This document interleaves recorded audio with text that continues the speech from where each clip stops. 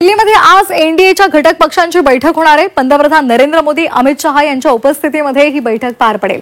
या बैठकीमध्ये विविध मुद्द्यांवर चर्चा होणार आहे। आताची महत्त्वाची बातमी, दिल्लीमध्ये आज एनडीए घटक पक्षांची बैठक होणार आहे। पंतप्रधान नरेंद्र मोदी आणि अमित शहा यांच्या उपस्थितीमध्ये ही बैठक पार पडणार आहे।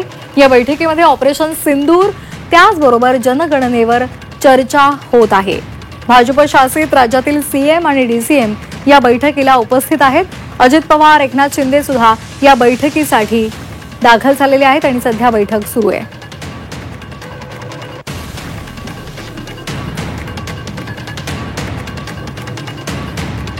या संदर्भात अधिक माहिती देत आहेत आमच्या प्रतिनिधी उर्वशी खोना।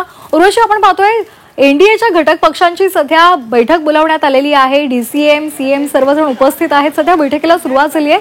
काय महत्त्वाचे मुद्दे असतील या बैठकीमध्ये?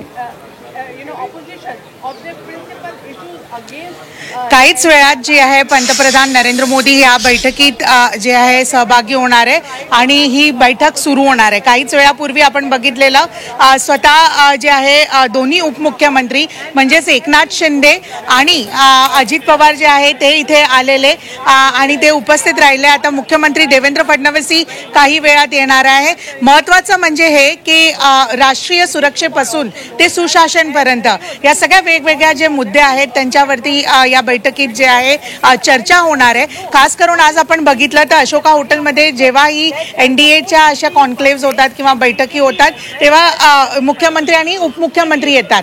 मात्र आज आपण बघतोय की मागे जितके पण मित्र पक्ष आहेत त्यांचे इथे जे आहे झेंडे लावले गेले आहेत। एक महाराष्ट्राहून आपण बघितलं म्हणजेच राष्ट्रवादी काँग्रेस याचा हा आपल्याला झेंडा दिसतो आहे आणि बरोबरच शिवसेना याचाही झेंडा आपल्याला इथे दिसत आहे। खास करून जे दोन ठराव मांडले जाणार आहे त्याच्यातलं एक म्हणजे ऑपरेशन सिंदूर। ऑपरेशन सिंदूरमध्ये ज्या प्रकाराने आपण बघितलेलं ऑपरेशन सिंदूरमध्ये ज्या प्रकारे आपण बघितलेलं की 100 पेक्षा जास्त दहशतवाद्यांना जे आहे त्यांचा खात्मा केला गेला होता। त्या सगळ्या गोष्टींना घेऊन पंतप्रधान नरेंद्र मोदी बरोबरच जे आपले दुसरे डिफेन्स फोर्सेस आहेत त्या सगळ्यांचं जे अभिनंदन करून त्यांना एक रिस्पेक्ट म्हणून एक ठराव मांडला जाईल आणि दुसरा ठराव म्हणजे येणाऱ्या काळात जातीय जनगणना त्याच्यावरती हा ठराव मांडला जाईल। आपण या संपूर्ण बैठकीवर लक्ष ठेवून राहा। आम्ही आपल्यापर्यंत पुन्हा एकदा येणार आहोत।